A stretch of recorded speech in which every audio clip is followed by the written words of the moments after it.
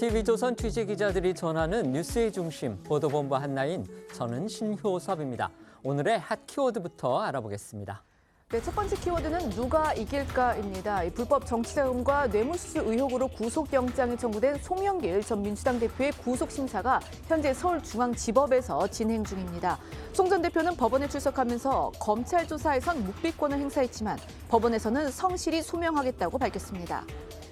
두 번째 키워드는 한동훈이냐 아니냐입니다. 한동훈 비대위원장 카드를 두고 찬반 양론이 불붙은 가운데 국민의힘은 잠시 뒤 2시부터 원내외 당협위원장 연석회의를 열어 계속 내부 의견을 모읍니다.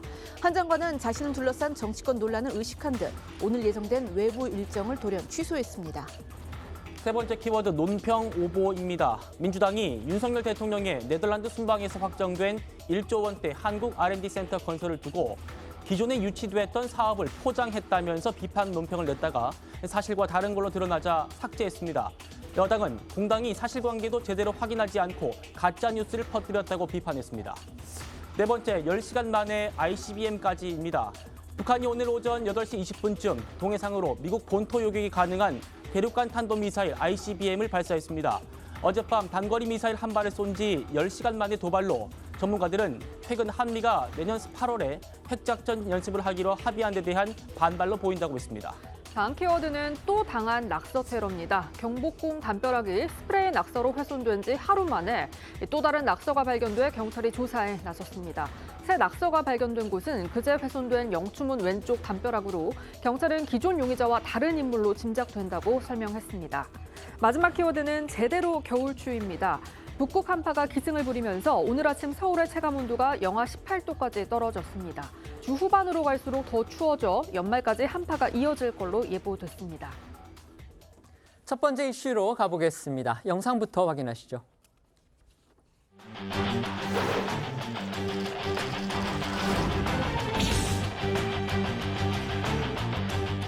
긍정적인 입장을 표명해 주시는 분도 있고 또 걱정하시는 분들도 있는데 다 녹여내서 제가 결론을 내릴 겁니다.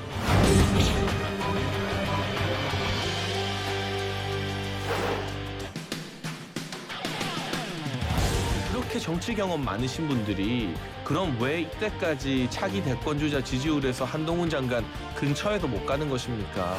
어떤 국민들이 보시기에는 약간 과연 그럴 수 있을까 하는 그런 의구심도 있고.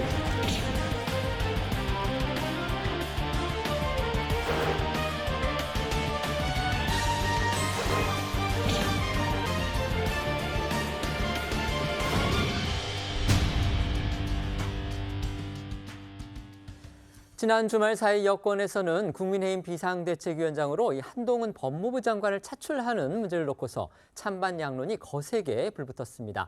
지난 금요일이었죠. 의원총회가 그 서막이었다면 잠시 뒤 2시부터 열리는 의원 당협위원장 연석회의. 이건 이번 논란의 분수령이 될 가능성이 커 보입니다. 네, 말씀하신 것처럼 국민의힘은 지난 금요일에 이 비상의원 총회를 열어서 이 비대위원장 선임을 둘러싼 당 내부 분위기를 파악했습니다. 그리고 이제 잠시 후인 2시부터 당 지도부와 시도당 위원장, 국회의원 및 당협위원장 등 200여 명이 참석하는 이 연석회의를 열고 이 당 안팎에 폭넓은 의견을 들을 예정입니다. 먼저 이 지난 비상 의총에서는 20여 명 가량의 의원들이 발언대에 올라서 한동훈 법무부 장관과 원희룡 국토교통부 장관 그리고 김한길 국민통합위원장 등 이 비대위원장 후보들을 직간접적으로 거론하면서 난상 토론이 벌어진 것으로 알려졌고 특히 주류를 중심으로 해서 한동훈 장관 등판론이 집중적으로 제기가 되면서 이 국민의힘 의원들은 주말 내내 언론 인터뷰와 자신의 SNS 등을 통해서 치열한 설전을 이어갔습니다. 이제 크게 보면은 친윤계로 분류되는 주류 인사들은 한 장관을 밀고 있고 이 비주류 의원들은 한 장관 등판에 우려를 표하는 기류가 읽힙니다. 한동훈 장관은 오늘 예정했던 공개 일정을 돌연 취소해서 주목받았습니다. 자신에게 정치권 이목이 집중되면서 불필요한 논란이 벌어지진 않을까, 그걸 좀 피하겠다는 의도로 보입니다.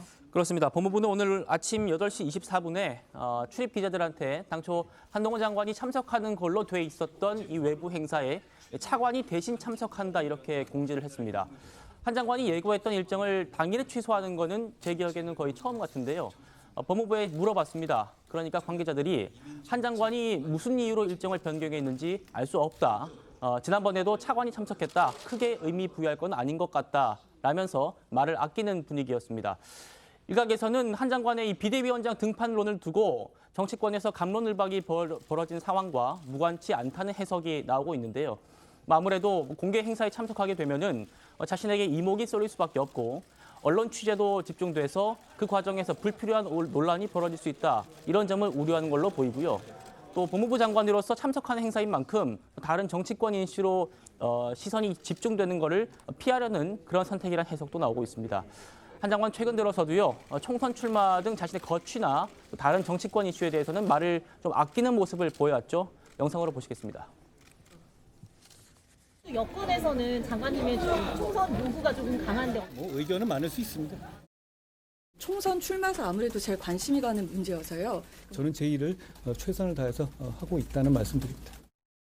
이준석 전 대표가 장관님의 고향인 춘천에 총선 출마하는 걸 하나 보냈는데 그런데 그렇게 말하기에는 춘천은 너무 멋진 것 아닙니까? 장관님 어젯밤에 아니 그 다른 얘기는 제가 성남시 정책으로 왔기 때문에 너무 성남시라서 제가 그 얘기할 게 아니니까 조금 죄송합니다. 미안합니다. 한동훈 장관도 자신을 둘러싼 여권, 더 나아가 정치권 분위기 모를 리가 없을 겁니다. 한 장관 본인이 과연 이 논란에 대해서 어떤 생각을 갖고 있느냐, 이게 이번 사태의 향방을 가르는 아주 중요한 변수 중에 하나일 텐데요. 한 장관이 과연 어떤 입장을 갖고 있을지 이 부분 전원을 통해서 또 알려졌습니다. 네, 동아일보 보도인데요. 여권의 한 핵심 관계자가 한 장관은 국민의힘 당원과 지지자들이 바라지 않는다면 비대위원장은 물론이고 국민의힘에 입당할 이유가 없다는 입장이라고 전했다고 하고요. 한 장관 입장에서 비대위원장은 당이 어려운 상황에서 큰 부담을 혼자 짊어지게 되는 셈이다라고 부연을 했다고 하거든요. 한 장관이 어떤 식으로든 자신의 거취에 대한 고심을 하고 있는 걸로 보이고 또 당내 비토 분위기가 크다면 입당 자체를 할 이유가 없다는 뜻이 깔린 것으로 해석이 되고 있습니다. 이 핵심 관계자가 정말 한동훈 장관의 본심을 전한 게 맞다면요. 지금까지 들려드린 그 내용을 반대로 이제 생각을 해보면 오늘 연석회의 등을 통해서 한동훈 비대위원장 이 카드로 당내 의견이 만약에 모아질 경우에 한 장관이 끝까지 거부하기는 어려울 거다. 이런 관측 가능해 보입니다. 다만 아직 국민의힘에서는 지금 여러 가지 의견들이 아주 다양하게 분출하고 있는 그런 단계로 보입니다. 네, 윤재호 당대표 권한대행 겸 원내대표는요. 한동훈 장관 유력설에 대해 어떤 근거를 가지고 나온 말인지 알 수 없다며 선을 그었고요. 긍정적 입장을 표명하는 분도 있고 걱정하는 분도 있다면서 그런 얘기들을 모두 녹여내서 결론을 내릴 거다. 의견 수렴을 계속해서 하고 있다라고 밝혔습니다. 관련해서 잠시 후 열릴 연석회의를 앞두고 나온 윤재호 권한대행 목소리 그리고 박정하 수석 대변인의 목소리 이어서 들어보겠습니다. 좋은 혁신은 치열한 고민과 토론이라는 산구를 겪어야 하는 만큼 최대한 많은 의견을 듣고 숙고하며 당원과 국민의 눈높이에 맞는 비대위원장을 모시도록 하겠습니다. 한동훈 법무부 장관으로 비대위원장 가닥 잡혔다 이런 기사 많았는데 오늘 오후에도 우리 원내 당협위원장 연석회의 있는 것처럼 특정해서 정해진 게 아니라 의견을 수렴해 가는 과정입니다. 의견 수렴 과정 중에 한동훈 장관이 제일 많이 언급된 건 맞죠? 그거는 지금 지난번 의총 이후에는 공론회장에서 의견 수렴할 만한 기회가 없었잖아요. 아직 그렇게 말씀드리긴 이른 것 같은데요. 잠시 후 시작될 연석회의 이제 어떻게 진행이 될지 그 결과는 저희가 지켜봐야겠고요. 지난 금요일 의총 저희가 시간 관계상 방송 시간 관계상 전해드리질 못했었는데 그거 포함해서 지금까지 나오고 있는 아주 다양한 의견들 전해주시죠. 네, 이제 앞서도 전해드린 대로 이제 크게 보면은 친윤계로 분류가 되는 주류 인사들은 한동훈 장관이 당을 승리로 이끌 수 있는 유력 인물이다라는 입장이고 비주류 의원들은 한 장관이 검사 출신이고 또 정치 경험도 전무하다는 점을 들어서 좀 우려를 그런 표하는 분위기입니다. 특히 지난주 금요일 의총에서는요. 비용계 김웅 의원이 한동훈 장관을 북한 김정은 국무위원장의 딸 김주혜에 비교를 하면서 이 한 장관을 추대하는 자리냐 이렇게 목소리를 높이기도 했었습니다. 이 과정에서 김 의원이 이러다 총선에서 지면은 또 탄핵당하는 일이 생길 수 있다라는 취지로 언급을 하니까 이 친윤계 이용 의원이 탄핵이라는 단어를 왜 언급을 하냐면서 이 큰 소리로 항의하면서 고성이 오가기도 한 것으로 알려졌습니다. 네, 지난 의총에 이어서 지난 주말과 오늘 오전까지 더해진 의견들도 좀 전해드리면요. 장해찬 청년 최고위원은 자신의 SNS에 한 장관을 히딩크 감독, 우리나라를 4강에 이끌었던 히딩크 감독에 비교하면서 지금 위기의 여당에 필요한 건 여의도 문법이나 정치 경험이 아니다 이렇게 강조를 했습니다. 지도부 일각에서는 무난한 비대위는 자칫 총선도 무난하게 지는 결과를 초래할 수 있다면서 지난 2012년 19대 총선에서 당시 유력한 차기 대권 주자였던 박근혜 전 대통령이 비대위를 꾸려서 과반 의석을 확보하고 승리했던 사례를 언급을 하기도 했습니다. 또 김병민 최고위원은요, 오늘 한 라디오 인터뷰에 나와서 한동훈 장관이 오히려 검사 프레임을 깨는 그런 파격적인 행보를 보여줄 수 있다 이렇게 기대를 하기도 했습니다. 장해찬, 김병민 최고위원 목소리 들어보시죠. 일부 중진이나 뭐 비주류에서 정치 경험이 중요하다고 하는데 네. 아니 그렇게 정치 경험 많으신 분들이 그럼 왜 이때까지 차기 대권 주자 지지율에서 한동훈 장관 근처에도 못 가는 것입니까? 중요한 것은 정치 경험 이전에 국민들이 누구를 지지하느냐, 네. 당원들이 누구를 원하느냐 아니겠습니까? 그런 차원에서 국민과 당원들로부터 압도적인 지지를 받고 있는 한동훈 장관이 최우선 선택지로 거론될 수밖에 없다고 생각을 하고요. 우리 국민들이 죄송한 말씀이지만 여의도 문법이나 정치의 관행에 대해서는 이제 좀 신물을 내고 있어요. 네. 한동훈 장관이 사람들로부터 매력을 받고 있는 그 매력 포인트를 진짜 비상대책위원장으로 와서 오히려 더 적극적으로 반대되는 메시지를 내주게 된다면 굉장히 파격적인 행보가 될 수가 있을 것 같다. 그 대표적인 게 검사 프레임 그리고 윤석열 아바타 프레임이라면 근데 한동훈 장관이 와서 가장 먼저 국민이 바꾸라고 요구하는 당정 관계에 대한 주도적인 목소리를 내고 여기에서 실질적인 대통령실을 변화시킬 수 있는 역할을 그동안 당이 못했던 거 한 장관이 해낼 수만 있다면 그럼 그동안 제기했던 프레임은 완전히 깨지게 되는 거죠. 그렇다면 한 장관 차출을 반대하거나 또 유보적인 의원들, 이들의 논리는 또 뭡니까? 네, 소위 비윤계 혹은 비주류로 분류되는 의원들의 의견도 좀 전해드리면요. 최재형 의원은 자신의 SNS를 통해서 이발하는데 이발사가 한 사람만 변하면 되는데 왜 저러는지 모르겠다라고 말을 하더라면서 당이 극복해야 할 가장 근본적 문제가 이 당정의 수직적 관계를 바로잡는 거다라는 소리로 들렸다고 강조를 했고요. 이어 오늘 한 라디오 인터뷰에서도 한동훈 장관이 그런 역할을 할 수 있을지 국민들은 의구심을 가질 수 있다고 우려했습니다. 또 이용호 의원은요, 한 라디오 인터뷰에서 한 장관이 본인 선거를 한 번도 안 치러본 사람이라면서 정치 경험이 전무하다라는 점에 우려를 표하기도 했고요. 성일종 의원은 한 장관 같은 좋은 자원이 너무 일찍 등판하면 야당의 집중적 공격을 받지 않겠냐면서 정치적으로 여러 가지 판단을 해볼 필요가 있다라고 전했습니다. 최재형, 이용호 의원의 목소리도 이어서 들어보겠습니다. 대통령께 직언할 수 있는 그런 그 역할을 우리 당에서 이제 누가 비대위원장이 되시든지 그런 역할을 하셔야 된다. 뭐 그런 뜻으로 말씀을 드렸던 건 검사 동일체 원칙에 익숙하셨던 분들이 과연 어떻게 할 수 있을까라는 면도 있고 그래도 할 말을 하는 검사는 한동훈이었다 이런 말도 있어요. 그래서 뭐 기대도 해볼 수 있겠습니다만 일단 국민들이 보시기에는 약간 과연 그럴 수 있을까 하는 그런 그 의구심도 있고 야당도 그런 프레임 걸겠죠. 한동훈 장관은 제가 굉장히 좋아합니다. 우리 당의 큰 자산이라고 생각하고 다만 이 시점에서 비대위원장으로 모시는 게 과연 맞느냐. 비대위원장까지 검사 출신을 모셔오는 것, 이 부분은 아무래도 선거 프레임으로 좋지 않다 이렇게 보는 것이고 본인 선거 한번 안 치러본 분이 선거를 지휘할 수 있느냐. 이런 부분에서 사실 걱정이 많이 되는 겁니다. 여권 외곽에 있는 인사들도 이 한동훈 논란에 대해서 또 목소리를 보탰습니다. 네, 이 국민의힘 전신 미래통합당의 비대위를 이끌었던 김종인 전 위원장은요. 한 장관이 정치를 한 번도 안 해봤던 사람인데 갑자기 비대위원장으로 와서 무엇을 할 수 있겠느냐라면서 이 부정적인 의견을 피력을 했습니다. 이준석 전 대표는요. 한동훈 장관은 극지하는 복권이다라고 비유를 하면서 당정이 위기의식을 갖는다면 이 한동훈 카드가 성공할 수 있겠지만은 위기의식이 없다면 한 장관이 이 정권의 2인자로서 다른 모습을 보이지 못할 것이다라고 평가를 했습니다. 또 이 홍준표 대구시장 그리고 김태흠 충남도지사는요. 각각 이 윤석열 대통령 아바타는 안 된다. 다 쓰러져가는 집 문 앞만 페인트 칠한다고 뭐가 달라지겠느냐면서 이 한 장관 등판론을 애둘러 비판하고 나섰습니다. 김종인 전 위원장과 이준석 전 대표의 목소리 이어서 들어보시겠습니다. 비대위원장 성공 가능성이 어느 정도 보세요? 성공 가능성은 그 사람들한테 물어봐요. 그게 그 사람이 지금 뭐 정치도 한 번도 안 해봤던 사람인데 그 사람이 갑자기 비대위원장으로 와가지고 뭐라고 싶겠죠. 한동훈 장관은 긁지 않은 복권과 같은 상태이다 이렇게 얘기했는데요. 복권이라는 것이 1등도 있고 꽝도 있고 그 가운데 어딘가 성과가 존재하지 않을까 이렇게 생각하고 아마 위기의식이 높은 상태라면은 한동훈 장관에게 조금 더 전향적인 역할을 할 수 있는 공간이 주어질 것이고 그리고 아직까지 위기의식이 없는 상태의 당정이라고 한다면 한동훈 장관이 정권의 2인자로서 잘못을 보여주는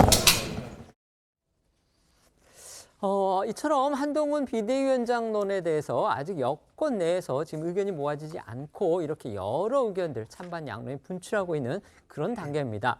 그럼에도 불구하고요, 지금 민주당에서는 벌써부터 이 견제기를 아주 세게 날리고 있고요, 아주 반응도 예민해 보입니다.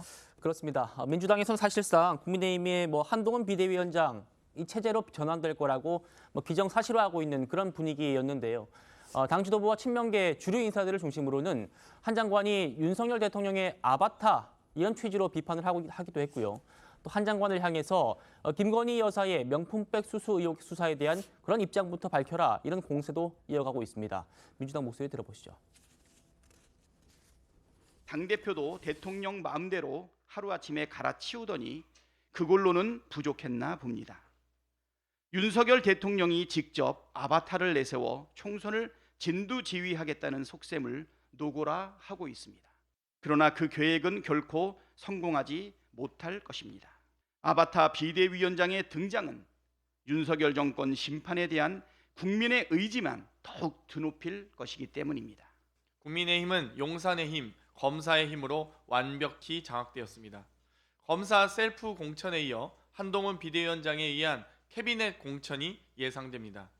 한동훈 장관님, 만약 비대위원장으로 오시면 가장 첫 번째로 하셔야 할 답변은 김건희 여사 명품백 의혹에 대한 입장임을 명심하시기 바랍니다. 앞서도 전해드린 대로 한 장관 오늘 공개 일정을, 그러니까 예정했던 공개 일정인데 이제 돌연 취소를 했습니다. 그만큼 이제 한 장관의 일거수일투족에 정치권의 이목이 쏠릴 수밖에 없는 그런 상황인데요. 한 장관 앞서 지난주 금요일에는요, 순직한 군인의 어머니를 만났습니다. 그런데 그 자리에서 또 눈물을 보인 사실이 알려져서 화제가 됐습니다.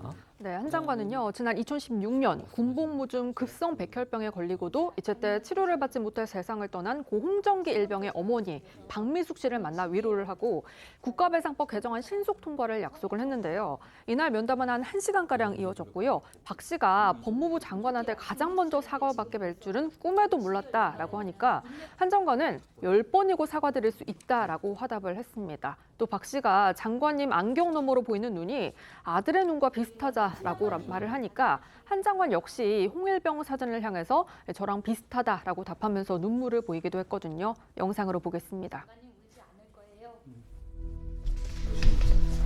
정리하고 같이 왔습니다, 장관님. 법안 발의해 주셔서 진심으로 감사드립니다.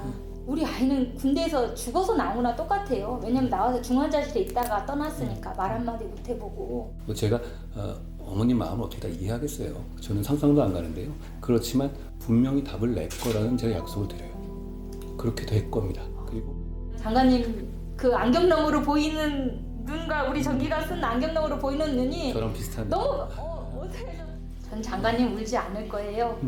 예. 수 있는 권한이 있다면 국회도 지금 이 말씀을 들으실 거예요. 결국 이 법이 우리나라가 어떤 이런 젊은이들에 대한 태도를 바꿀 수 있는 계기라고 생각해요. 맞아요. 또 한동훈 장관은요, 그동안 공개 행보에 나설 때마다 이 시민들의 뜨거운 관심이 쏟아지는 등 대중적 인기가 높은 모습을 보여온 것도 주목이 되는데요.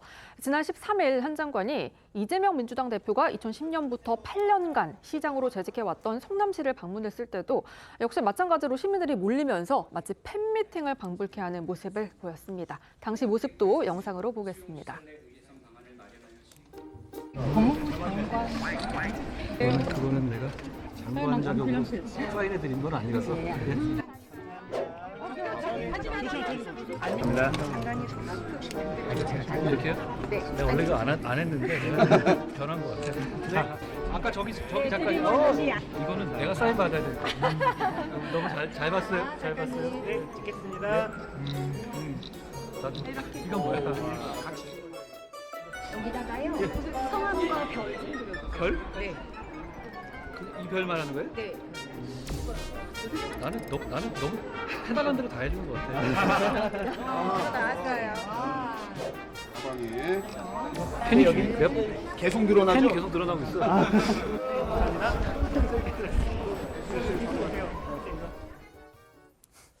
한동훈 장관을 과연 국민의힘의 비대위원장으로 결국 발탁을 하느냐, 어디에서는 차출이라고 표현도 합니다. 이 부분과 관련해서 지금 저희 기자들이 다 소개를 해드렸지만 찬반 양론이 지금 여권 내에서 세게 맞붙어 있습니다.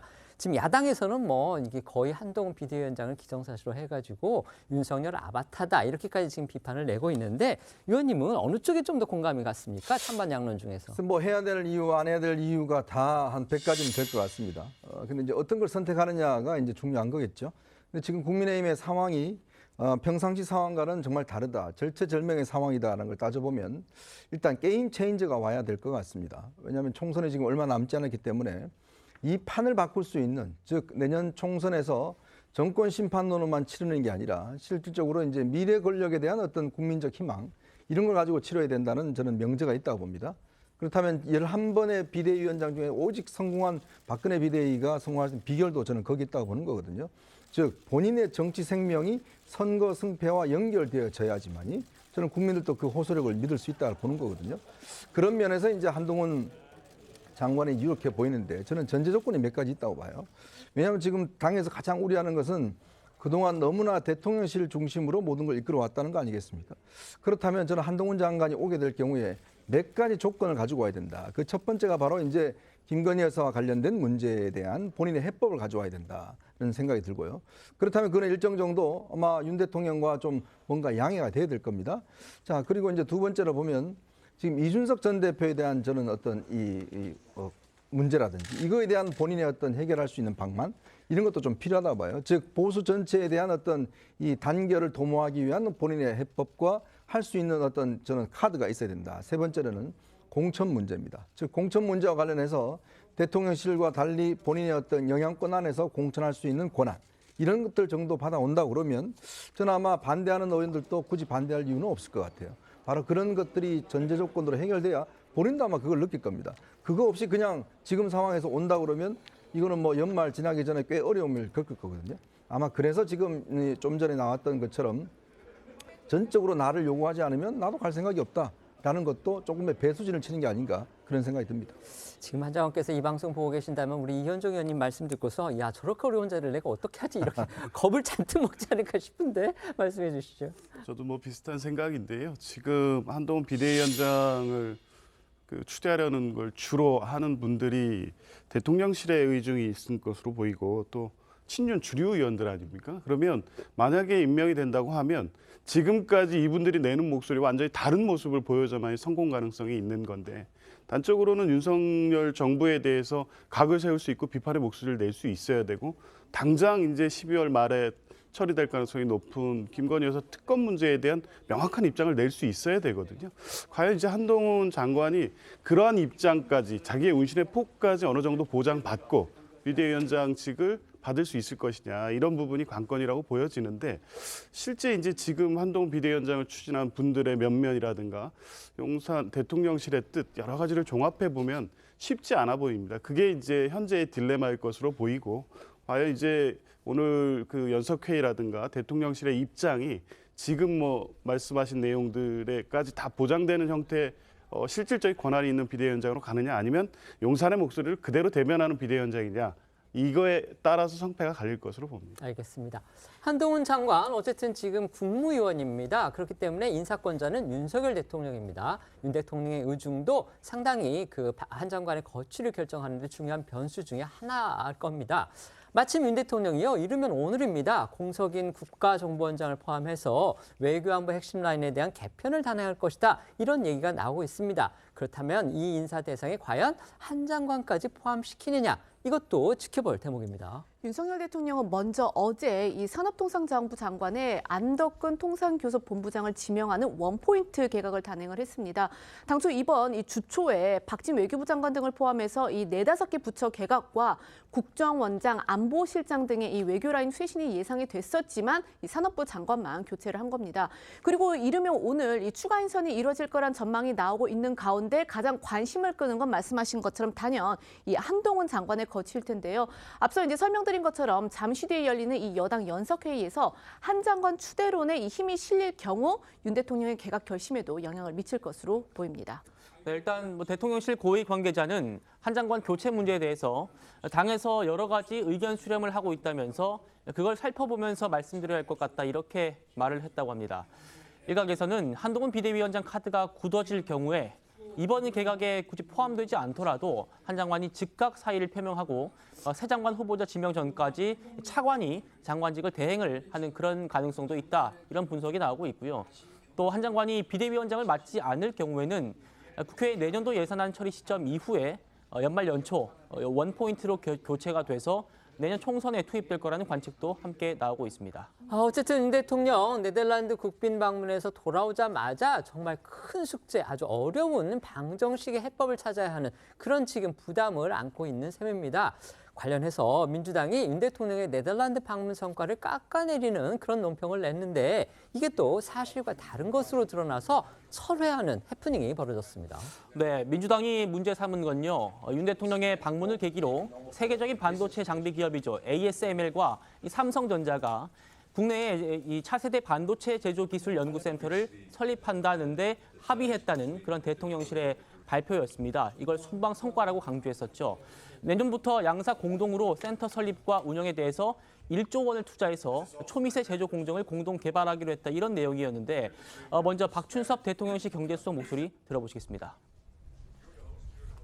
윤 대통령은 ASML 방문이 한국과 네덜란드의 반도체 동맹이 굳건해지는 계기가 되기를 기대하며 반도체 산업의 혁신과 글로벌 공급망 안정을 위해 양국 기업 간 긴밀한 협력을 당부할 예정입니다. ASML이 반도체 제조기업과 해외에 최초로 설립하는 R&D 센터로서 상징적 의미가 매우 크며 우리 정부는 설치부터 운영까지 전폭적으로 지원할 계획입니다. 네, 그런데 지난 15일 민주당 최민석 대변인은 논평에서 ASML의 한국 R&D 센터 건설은 윤 대통령이 만든 성과가 아니라면서 ASML은 이미 2021년 화성시 경기도와 반도체 클러스터 조성 업무 협약을 했고 지난해 11월 기공식을 가지고 해당 R&D 센터 건설에 착수를 했다라고 주장을 한 건데요. 그러면서 삼성, 하이닉스 등 민간 기업의 노력 또 경기도와 화성시의 지원으로 이뤄낸 성과를 글로벌 반도체 동맹 완성이라면서 대통령 순방 성과물로 포장하고 가로채다니 기가 막히다 이렇게 비판을 했습니다. 하지만 이는 결과적으로 민주당이 이 사실관계를 잘못 파악해서 생긴 일종의 오보였다. 지금 이겁니다. 그렇죠. 대통령실이 발표한 부분은 이거였죠. 삼성전자와 ASML이 공동으로 1조 원을 투자해서 이 차세대 극자외선 그 EUV 기반 첨단 반도체 제조 공정을 공동 개발하는 그런 프로젝트를 발표를 한 것인데 민주당이 이제 이를 오해한 부분이 뭐냐면은 2021년 ASML이 경기도 화성시와 함께 설립하기로 한 이 교육 장비 지원 센터 이 부분과 이제 혼동을 한 겁니다.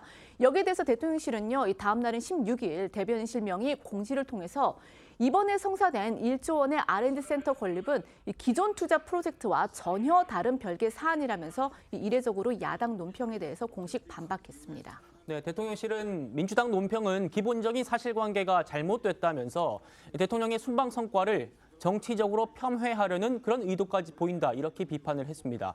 이어서 민주당은 잘못된 브리핑 내용을 즉각 바로잡아주길 바란다 이렇게 요구를 했습니다.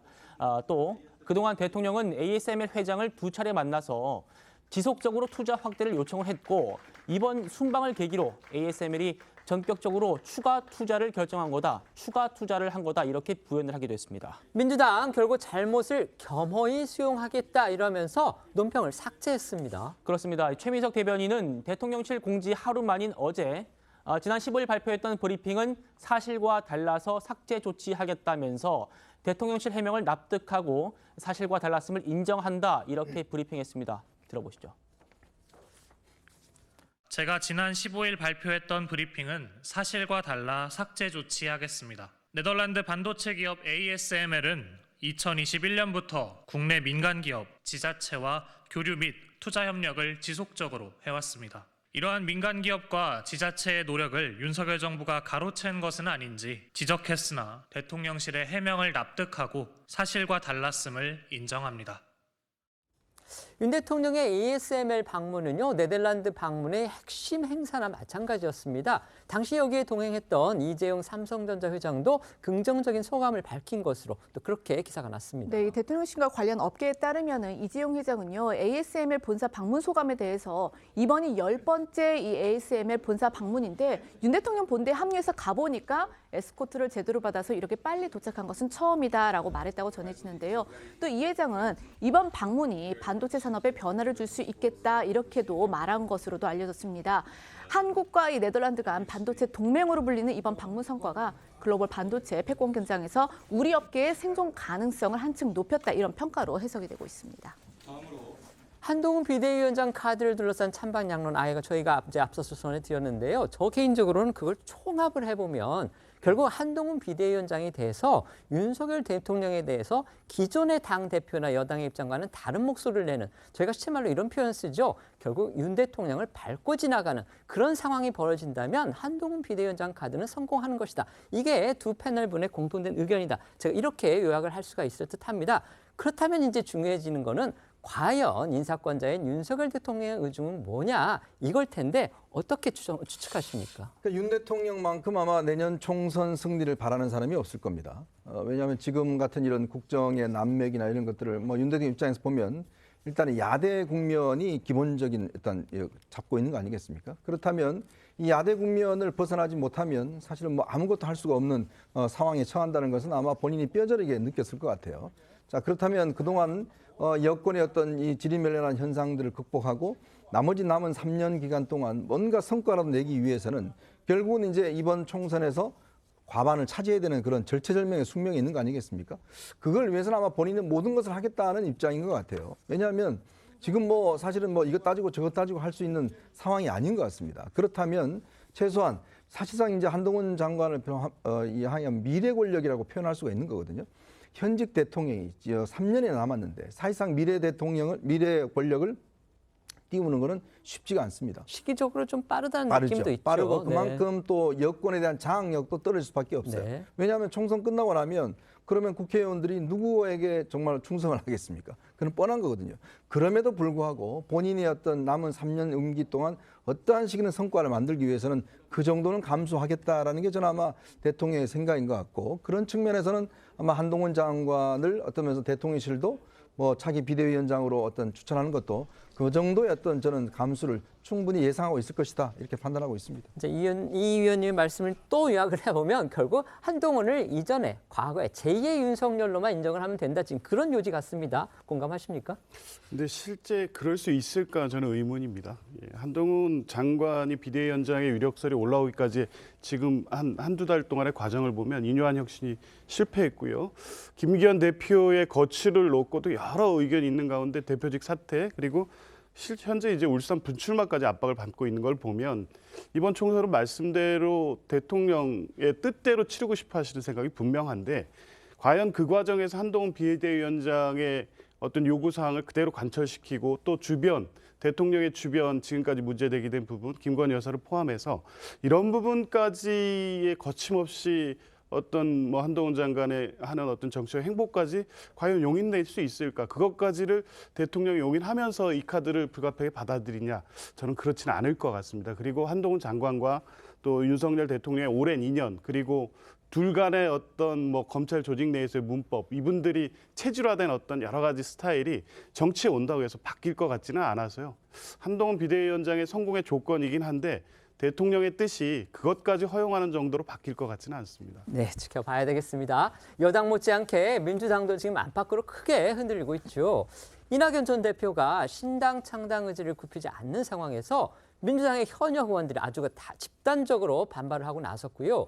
일부 비주류 인사들은 또 이런 의원들의 움직임을 또 비난하고 나서면서 내부 분란 갈수록 커지는 그런 모양새입니다. 네, 지난 주말 사이 민주당 초선 의원인 강득구, 강준영 그리고 이소영 의원이요. 신당 창당을 예고한 이낙연 전 대표를 만류하는 호소문을 만들어서 이 의원들 서명을 받으면서 이게 이제 새로운 갈등 요소로 떠올랐습니다. 이들 의원은요, 지난 14일 단체 대화방에 이낙연 전 대표 이 신당 추진 중단 호소문이라는 제목의 글을 올려서 이 전 대표에게 신당 창당 추진을 즉시 중단해달라, 분열은 필패다, 윤석열 정부의 무능과 폭정을 막기 위한 민주당의 총선 승리를 위해서 민주당에서 함께 해달라라고 했습니다. 이 호소문에 오늘까지 닷새간 이 개파와 선수를 불문하고 민주당 의원 100여 명이 참여한 것으로 알려졌는데요. 주도한 의원들은 며칠 뒤 서명을 모은 뒤에 이 기자회견을 통해서 이 대표에게 창당 포기, 이 전 대표에게 이 창당 포기를 공개적으로 촉구할 예정인 것으로 전해졌습니다. 원외 친명계 그룹이죠. 더민주 전국혁신대회 이런 이제 모임이 있는데요. 여기에서도 이낙연 전 대표를 향해서 신당 창당 그만두라 이렇게 촉구하고 나섰습니다.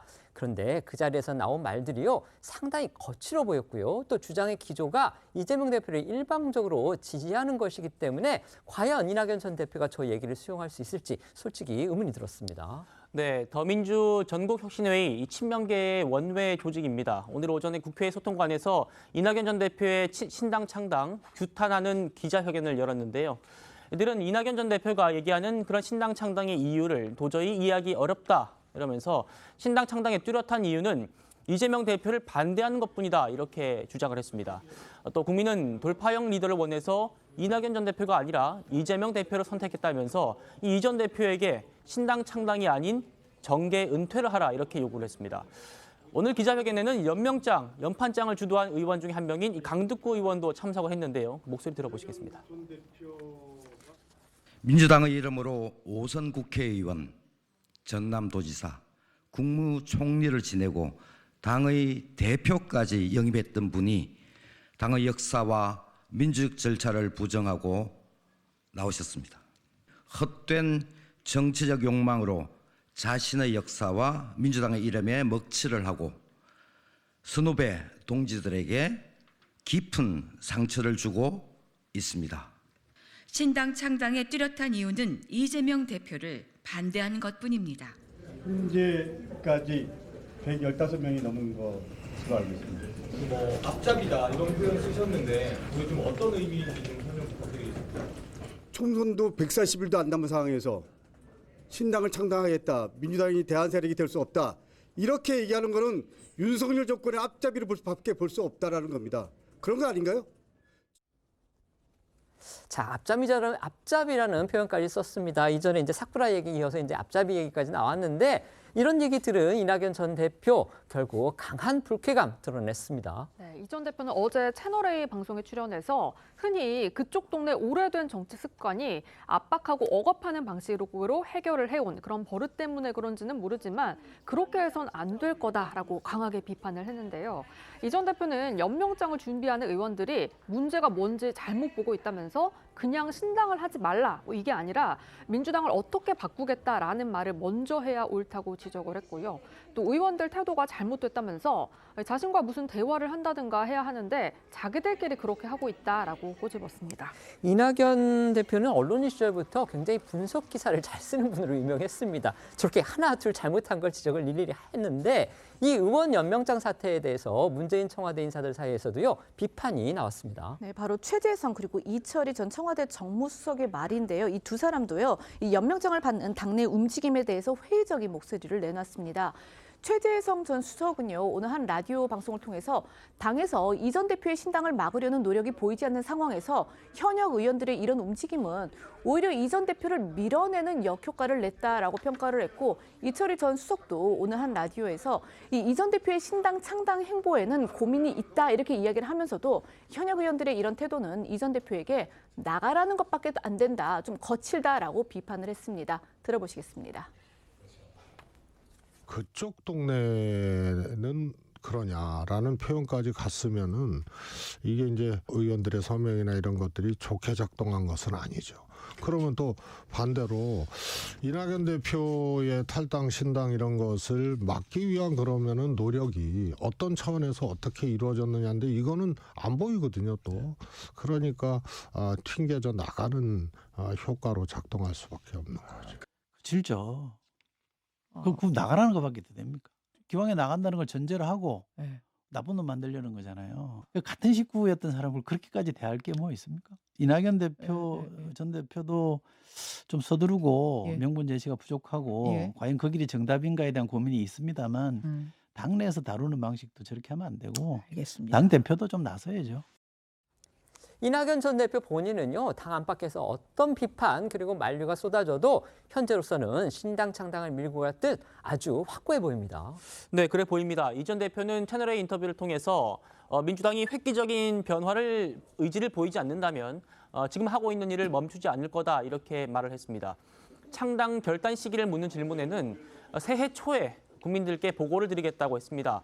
이렇게 말을 했고요. 그 말의 뜻은 민주당에 연말까지 시간을 준다는 뜻이다. 이렇게 말도 했습니다. 이 전 대표 발언 다시 한번 들어보시죠. 제가 모든 걸 다 하는 건 아니지만 작은 도움이라도 된다면 국가에 대한 봉사이겠다 이렇게 생각합니다. 네, 시기도 콕 집었습니다. 1월 초 불과 3주 정도 남았는데 실무적인 준비나 이런 거 많이 진행돼 있습니까? 그 정도는 아니고요. 그 과정은 굉장히 복잡합니다. 그래서 1월 초라는 것은 국민들께 이렇게 하고자 합니다 하는 보고를 드리는 그 정도가 될 것입니다.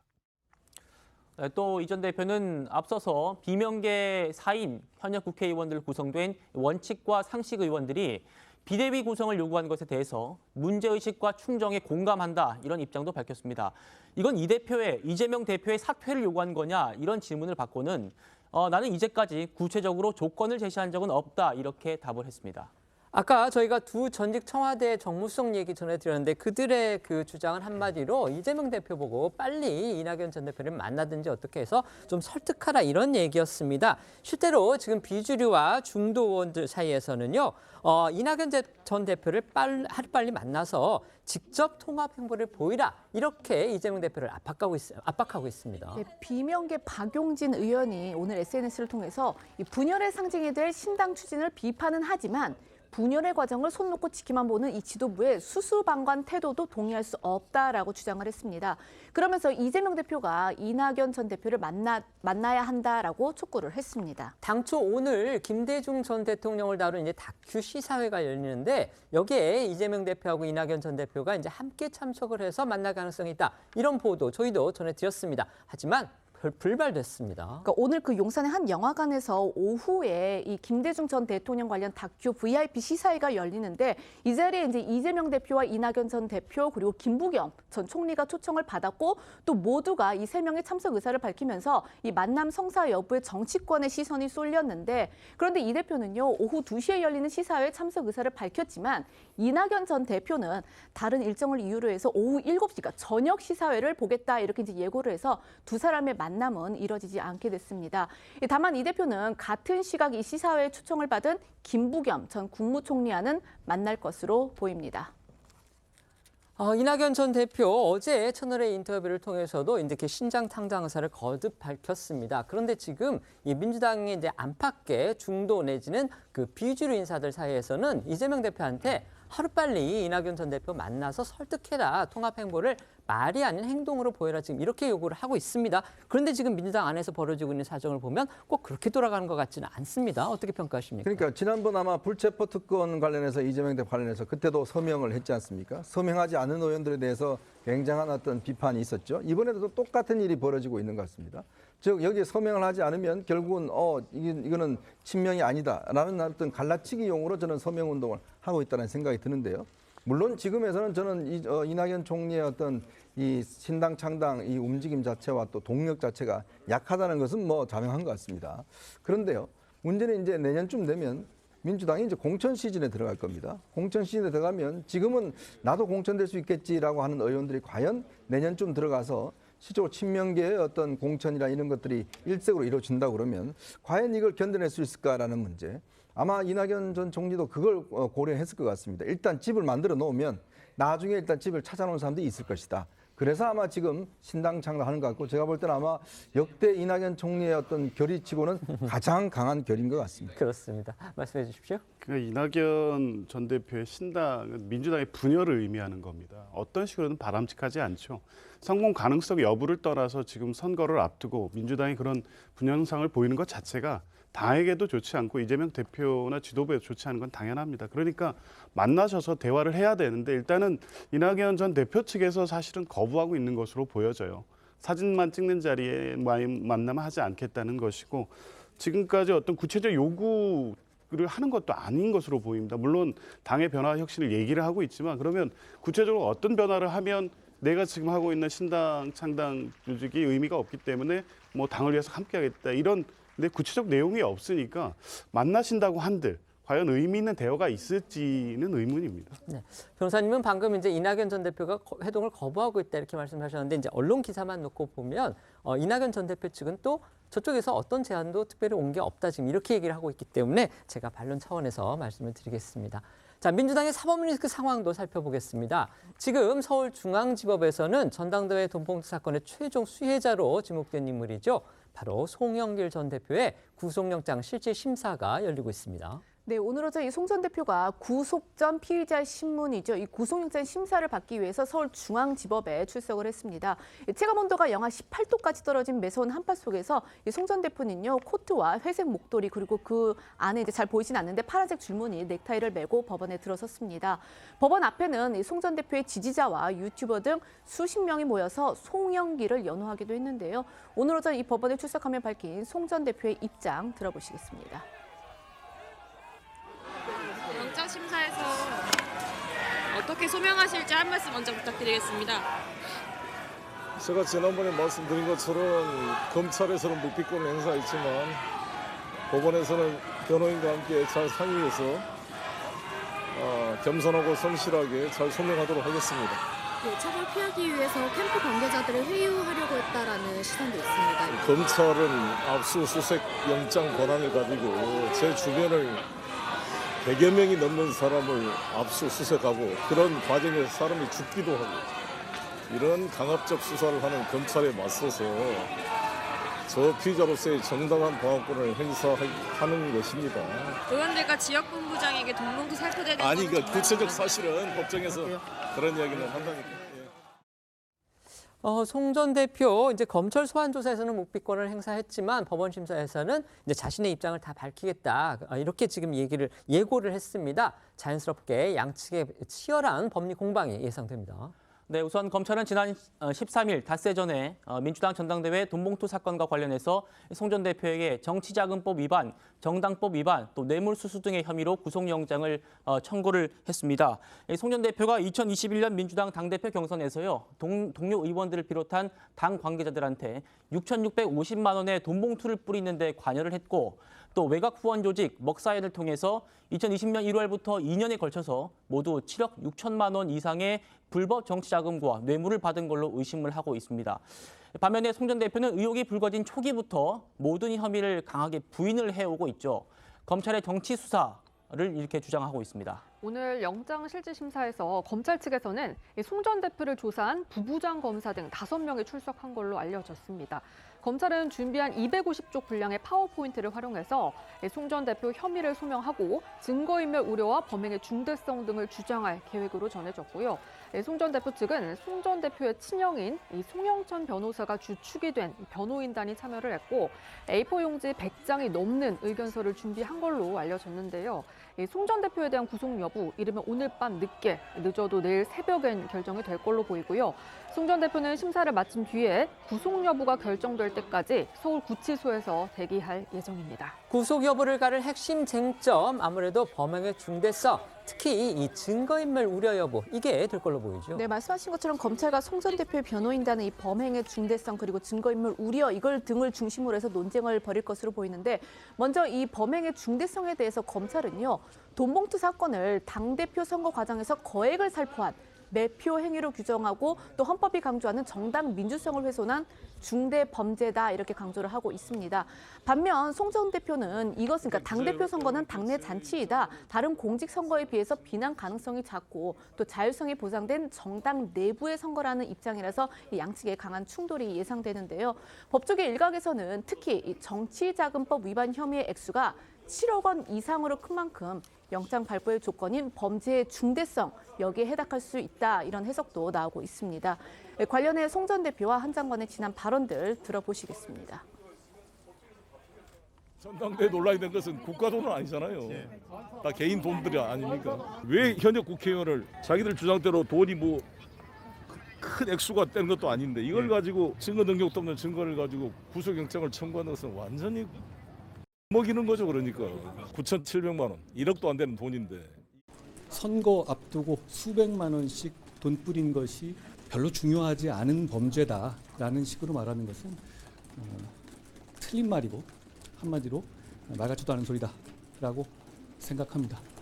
대한민국 평범한 국민들은 선거 관련해서 몇십만 원이나 몇만 원 주고 받아도 구속되어서 감옥 가고 받은 돈 50배 토해내야 합니다. 그게 대한민국입니다. 검찰이 영장 청구서에 적시한 것으로 알려졌죠. 바로 송 전 대표의 이 증거인멸 정황이라는 건데 이걸 법원이 어떻게 판단을 할지 이것도 구속을 가르는 관건 중에 하나입니다. 그렇습니다. 송 전 대표는 검찰 소환에 그동안 성실히 응했고 검찰이 이미 몇 개월에 걸쳐서 수차례 압수수색을 진행했던 만큼 증거인멸 우려는 없다, 증거인멸할 것도 없다 이런 입장이지만요. 검찰은 송 전 대표가 파리에서 귀국한 직후에 기존에 쓰고 있던 휴대폰을 폐기하고 한 번도 사용한 적이 없는 그런 새로운 휴대폰을 수사팀에 제출한 점, 그리고 또 검찰이 송 전 대표가 이 차명 휴대전화를 이용해서 측근들에게 검찰의 수사 동향을 파악하고 또 관련자들을 회유한 걸로 의심되는 그런 정황들을 파악한 만큼 증거인멸 우려가 크다 이렇게 주장을 할 걸로 보입니다. 여기에 대해서 송 전 대표는 오늘 법원에 출석하면서요. 또다시 한동훈 장관을 겨냥해서 반박을 했습니다. 들어보시죠. 한동훈 장관은 자기 비번을 안 가르쳤을 뿐만 아니라 핸드폰을 압수하려고 하는 정진웅 검사를 몸으로 저지해서 오히려 정진웅 검사를 독직 폭행으로 고소한 사람들이 한동훈 검사 아닙니까? 송 전 대표의 구속 여부에 따라서 이 돈봉투를 받은 혐의를 받는 이른바 현직 의원 20여 명이 있습니다. 그들의 수사에도 영향이 미칠 것이다. 이런 전망이 많습니다. 정치권도 특히 야당이 촉각을 곤두세울 수밖에 없는 그런 상황입니다. 오늘 야권에서는요, 이 구속 가능성을 점쳤지만 하지만 그게 민주당에는 큰 영향을 미치지 않을 거다 이런 주장이 나왔습니다. 네, 최재성 전 청와대 정무수석이 오늘 한 라디오에 출연해서 송 전 대표 구속 여부는 법원이 판단할 일이다라면서도 여러 정황으로 볼 때 안타까운 상황이 올 수도 있다라고 말을 한 겁니다. 다만 최 전 수석은 송 전 대표가 현 대표가 아닌 전 대표이기 때문에 영장이 발부되더라도 민주당의 악재로 보기엔 무리가 있다라고 선을 그었고요. 앞서 민주당은 검찰이 송 전 대표에 대한 구속영장을 청구하자 검찰의 기획수사라고 주장을 하면서 반발한 바 있습니다. 최 전 수석의 이야기 들어보겠습니다. 법원이 판단할 일이지만 제가 보기엔 여러 정황으로 봤을 때 조금 안타까운 상황이 올 수도 있지 않나 싶습니다. 만약 송 전 대표가 이제 오늘 구속이 된다면요, 물론 이제 불구속 가능성도 있긴 합니다. 하지만 이제 구속이 만약에 된다면 검찰이 곧장 이 돈봉투를 받은 혐의를 받는 의원들에 대해서 줄 소환에 나설 거다 이런 지금 전망들이 나오고 있습니다. 20명 의원 대부분은 지금 현역 민주당 의원들입니다. 일부는 이제 지금은 민주당을 탈당해서 무소속 신분인 그런 상황입니다. 그렇습니다. 만약에 송 전 대표가 구속이 된다면은 송 전 대표 혐의가 일정 부분 소명이 된 걸로 볼 수 있기 때문에 검찰은 수수 의혹을 받는 현역 의원들에 대한 줄 소환에 나서면서 수사의 속도를 낼 걸로 보입니다. 반대로 기각이 된다면은 무리한 정치적인 수사라는 송 전 대표의 입장에 힘이 실리게 되면서 수사가 장기화할 가능성도 있습니다. 자, 이런 가운데요. 오늘 앞서 재판에 넘겨진 이 윤관석 의원과 강내구 전 한국감사협회장에 대한 1심 결심 공판도 진행이 되고 있어서 그 결과가 주목이 되고 있습니다. 1심 결심이 된다는 얘기는 이제 다음에는 곧바로 선고가 내려진다는 겁니다. 그렇기 때문에 이르면 내년 초에는 이 사건의 1심 선고가 나올 수 있다. 지금 이런 얘기가 되는 거고요. 오늘 송영길 전 대표의 영장 심사를 맡은 그 판사도 지금 주목이 되고 있습니다. 바로 유창훈 부장판사인데 이분이 이재명 민주당 대표의 영장을 기각한 그런 전력이 있기 때문입니다.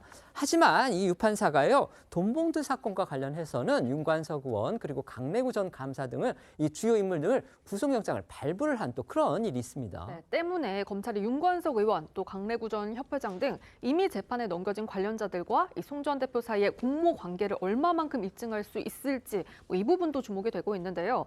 앞서 검찰은 구속영장에 송 전 대표가 이 강내구 전 협회장, 이정근 전 사무부총장, 박 전 보좌관과 공모해서 이 윤관석 전 의원한테 300만 원씩 든 돈봉투 20개를 제공했다고 적시를 했고요. 또 이성만 전 민주당 의원으로부터 선거자금 1,000만 원을 수수하고 지역 본부장한테 활동비 명목으로 총 650만 원의 돈봉투를 전달했다고 판단을 했습니다. 지금 이제 구속영장 실질 심사 열리고 있습니다. 자, 법원이 구속 여부를 가르는 데 있어서 가장 핵심적으로 볼 부분 뭐라고 생각하십니까? 네, 첫 번째 돈봉투와 관련해서는 실제 공모의 실체에 대한 소명이 어느 정도 이루어졌느냐가 관건이 될 것 같고요. 두 번째는 먹고사는문제연구소가 받은 기부금이 실체는 이 법인의 단체로만 외피를 써놓고 실제 송영길 전 대표의 정치자금 참고로 이용했느냐 이 부분이 될 겁니다. 근데 범죄 중대성에 관련해서는 지금 실제 금액이 큰 게 먹고사는문제연구소의 그 기부금이 7억이 넘는 돈 예, 말씀하시는 그렇습니다. 거죠? 네. 만약 이 부분이 실제 송영길 전 대표가 관여한 부분이 어느 정도 소명됐다고 보면 일단 범죄의 중대성 부분에서는 불리한 판단이 될 가능성이 있고요.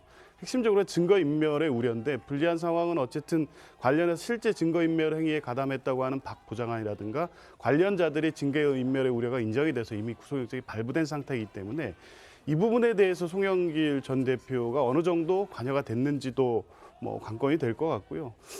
그나마 이제 송영길 전 대표가 기대할 수 있는 것은 이러한 여러 가지 증거인멸의 우려가 과거 이미 이제 판단이 있었다고 하더라도 관련자들이 이미 다 구속돼 있거나 기소돼서 재판이 진행 중이 있고 관련 또 증거들은 압수수색을 통해서 확보돼 있기 때문에 향후에 송영길 대표가 실제 인멸할 증거가 있을까? 그거에 대한 우려가 인정될 수 있을지가 관건일 것으로 봅니다. 네.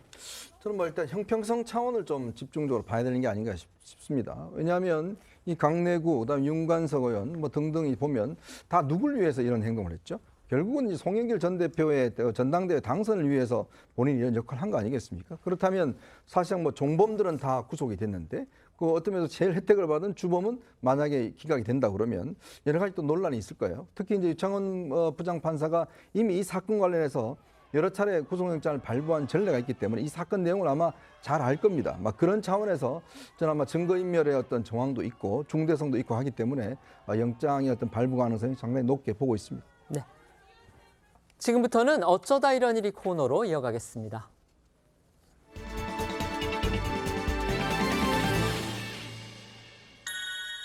첫 번째는요, 또 뚫린 경복궁 담벼락입니다. 경복궁의 담벼락이 낙서로 훼손된 지 하루 만에 또다시 이른바 낙서 테러를 당했다고 합니다. 네, 먼저 그제 새벽이었습니다. 누군가 경복궁 담장 일대에 이 불법 영상 공유 사이트로 보이는 문구를 스프레이로 낙서하는 일이 벌어져서 이제 경찰이 수사에 나선 상황인데, 그런데 하루 만에 또다시 이 경복궁 담벼락에 추가 낙서 테러가 벌어진 겁니다. 새 낙서는요, 어젯밤 10시 20분쯤 지나가는 버스 기사의 신고로 발견이 됐고, 낙서가 발견된 장소는요, 이미 낙서로 훼손이 돼서 지금 문화재청이 복구 작업 중인 영추문 인근으로 알려지면서 이 공분을 사고 있습니다. 붉은색 스프레이로 쓰여진 약 3m 길이의 새 낙서에는요, 특정 가수와 앨범 이름이 적혀 있는 것으로 전해졌습니다. 그러니까 지금 문화재청이나 이 분들이 낙서를 지우는, 그러니까 먼저 그 써졌던 낙서를 지우는 와중에 지금 또 낙서를 하는 그런 어처구니 없는 일이 벌어진 겁니다. 그렇다면 이게 정말 1차 그 낙서 테러를 했던 사람이 또 범죄를 저지른 것인지 이 부분 궁금합니다. 네, 일단 경찰은요, 이번에 새롭게 발견된 이 낙서의 용의자는 저번에 기존 낙서 용의자와는 다른 인물인 걸로 추정을 하고 있습니다. 그러니까 첫 번째 저번 낙서 용의자는 남자 1명 그리고 여자 1명이었고요. 그리고 이번에 발견된 낙서의 용의자는 앞선 용의자와는 인상 차이가 좀 다른 남성 1명이었기 때문인데요. 경찰은 아직 100%는 아니지만 신원이 거의 특정된 상태라서 조만간 이 두 건의 범인 모두 검거할 수 있을 거다 이렇게 밝혔습니다. 또 추가 낙서 용의자가 모방 범죄일 가능성에 무게를 두면서도 두 사건이 연관성이 있을 가능성도 배제하지 않고 수사 중인 걸로 알려졌습니다. 기사를 보면요, 경복궁 인근에는 CCTV가 그렇게 많지가 않다고 합니다. 그래서 용의자 추적도 쉽지 않을 거다. 지금 이런 예상이 많았는데 몇몇 CCTV에 또 이 포착된 범행 장면을 보니까 이게 또 상당히 대범한 그런 행태를 보였다고 합니다. 실제 이 첫 번째 낙서 테러 용의자들의 범행 모습이 담긴 CCTV 보시면요. 거의 1시간에 걸쳐 이 경복궁 일대를 누비고 다닌 걸로 파악이 됐습니다. 16일 오전 1시 42분쯤 영추문 담장에 낙서를 하고 이어 1시 55분쯤 고궁박물관 쪽문 쪽 담장으로 자리를 옮겨서 낙서를 했고요. 이후 2시 20분 경찰에 신고가 접수됐지만 이번엔 대담하게도 경복궁 건너편 서울경찰청 주차장 입구 우측 담장에까지 낙서를 남겼습니다. 또 이들은 낙서를 하는 과정에서 휴대전화를 꺼내 인증샷까지 찍은 걸로 전해졌습니다. 날씨가 또 갑자기 추워지면서 이 훼손된 경복궁 담벼락을 복구하는 작업, 이게 또 애를 먹고 있다고 하죠. 이게 이제 스프레이 성분이 석재 표면에 스며들기 전에 좀 가능한 빨리 복원 작업을 마치는 게 중요하다고 하는데 현재 이 보존 처리 전문가 등 20여 명이 투입이 돼서 스프레이가 칠해진 구간을 화학약품 으로 일일이 세척을 하고 있지만 이게 이제 추운 날씨 때문에 장비 문제 등등 해서 이 복원에 좀 어려움이 있다라고 합니다. 전문가 설명 들어보시겠습니다. 기온이 낮아지면 그 장비에 문제가 생기기도 하고 이제 사람이 작업해야 되는데 추우니까 페인트 입자들이 이제 자꾸 안쪽으로 스며들어갈까 봐 저희가 빨리 표면에 있을 때 이걸 닦아내기 위해서 지금 에어툴이라고 미세하게 이 표면을 박피하는 방식도 사용을 하고요. 레이저 클리닝으로 조금 더 정밀하게 그 표면 마무리하는 작업, 기존에 했던 방식대로라면 싹 지울 수 있을 걸로 그렇게 생각하고 있습니다. 일주일 이상 걸리지 않을까. 들으신 것처럼 화학약품에 레이저까지 동원해서 정말 박피하듯이 스프레이 자국을 일일이 벗겨내고 있는 상황인데 당초 낙서를 다 지우는데 일주일 정도 걸릴 걸로 예상이 됐지만 말씀드린 것처럼 이 추가 낙서가 또 발견이 되면서 복원 일정이 더 길어질 수 있다는 전망이 나옵니다. 경복궁은 우리가 자랑하는 아주 대표적인 문화유산입니다. 그 담벼락을 훼손한 사건, 이것 자체만으로도 정말 비난 가능성이 큰데 여기에다 이 복원 비용까지 생각을 하면 정말 엄중한 처벌이 필요할 것으로 보입니다. 네, 문화재청은 문화재보호법을 적용해서 엄정히 대응하겠다는 입장입니다. 현행 문화재보호법은 사적 등 지정 문화유산에 글씨 쓰는 행위를 금지하고 있는데요. 이를 어길 시 관련 비용을 청구할 수 있고요. 또 국가지정 문화재 보존에 영향을 미칠 우려가 있는 행위를 한 자는 5년 이하의 징역이나 5천만 원 이하 벌금에 처하도록 하고 있습니다. 앞서 2017년엔 사적 153호 울산 언양읍성 성벽을 낙서로 훼손한 40대 남성이 징역 2년을 선고받기도 했습니다. 두 번째는요, 무조건 태워줘입니다. 자, KTX 열차가 보이는데 이거 어떤 사건입니까? 네, 한 외국인 남성이 출발하는 KTX 열차 외부에 매달리는 일이 벌어진 건데요. 지난 15일입니다. 경기 광명역에서 발생한 사건인데요. 당시 상황이 담긴 영상부터 먼저 보시겠습니다.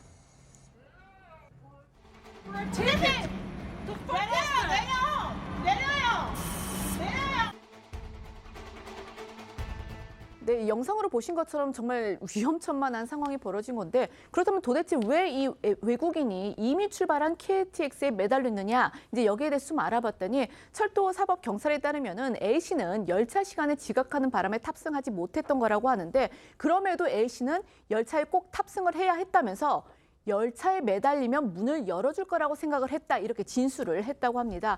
실제로 당시 상황이 담긴 영상을 보면요. A씨는 이 내려달라고 외치는 영무원의 제지를 무시하고 오히려 영어로 나는 티켓이 있다 이런 말을 이제 강조하는 모습인데 실제로 티켓은 가지고 있었다고 합니다.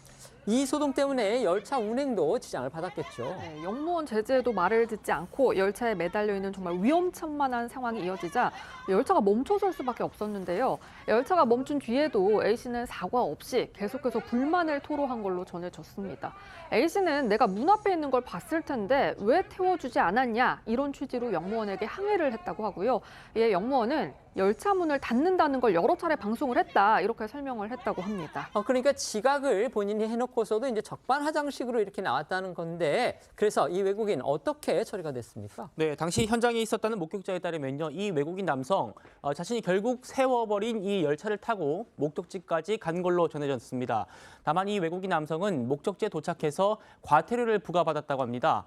왜냐하면 철도안전법상 열차 운행 중에 타고 내리거나 정당한 사유 없이 승강용 출입문의 개폐를 방해해서 열차 운행에 지장을 주는 행위를 하면은 과태료 150만 원이 부과되기 때문입니다. 세 번째는요, 제대로 겨울 추위입니다. 한동안 봄날씨처럼 겨울인데도 따뜻하다 지금 이런 얘기들이 많았었는데 지난 주말 거치면서 아주 제대로 겨울 추위가 몰아쳤습니다. 아니 정말 일주일 전만 해도 이 봄 같은 고온 현상에 또 여름철 장맛빛 같은 폭우가 쏟아지더니 이번에는 체감온도 20도에 이르는 매서운 한파가 찾아왔습니다.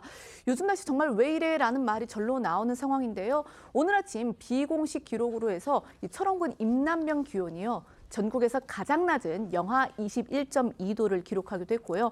서울도 출근길 체감온도가 영하 20도 안팎에 머물렀습니다. 이런 한파 속에 출근길 수도권 곳곳에서 전철 운행이 멈추면서 출근길 대란이 벌어지기도 했는데 특히 혼잡하기로 악명이 높은 김포 골드라인은요. 강추위로 이 전동차 주공기 압력이 저하가 되면서 운행이 한때 중단이 됐고 이로 인해 이 전동차 안에 갇혀있던 일부 승객들이 호흡 곤란 그리고 어지럼증 등을 호소해서 병원으로 옮겨지는 일도 있었습니다. 지난 주말에는 갑자기 몰아닥친 한파 때문에요. 이 달리던 KTX 열차의 유리창이 깨지는 그런 사고도 있었다고 합니다. 네, 한파가 본격적으로 몰아친 지난 16일 밤 광명역을 향해 달리던 KTX에서 발생한 사고인데요. 깨진 유리창은 열차 5량에 걸쳐 무려 30개에 이른다고 합니다. 코레일 측은 기온이 급격히 떨어지면서 이중 구조로 된 창문 바깥 유리가 약해졌고 그 상태에서 튀어오른 자갈과 부딪혀서 사고가 난 걸로 파악을 했는데요. 다만 이중창이어서 다행히 다친 사람은 없었고요. 다른 열차 운행에도 차질이 발생하진 않았습니다. 또 어제 아침 한때 이 전국 주요 공항에 활주로가 얼어붙으면서 항공기가 무더기 결항되기도 했는데요. 현재는 운항이 정상화된 상태입니다. 한동안은 강추위가 계속될 전망이라고 하죠. 네, 기상청은 이번 주 내내 영하 10도 안팎의 맹추위가 지속될 거라고 예보를 했는데요. 특히 목요일에 추위가 절정을 달할 것으로 보입니다. 이렇게 12월 중순을 넘어서 기온 패턴이 완전히 바뀐 건요. 북쪽으로부터 냉기가 유입되는 길이 열렸기 때문입니다. 당분간은 북극의 찬 공기가 한반도를 떠나지 않을 것으로 보이는데 중간중간 눈 소식도 있으니 빙판길에도 유의하시기 바랍니다. 저희는 1분 뒤에 다시 돌아오겠습니다. 오늘 준비한 소식은 여기까지입니다. 저희는 내일 오후 1시에 더 핫한 소식으로 찾아뵙겠습니다. 시청해 주셔서 고맙습니다.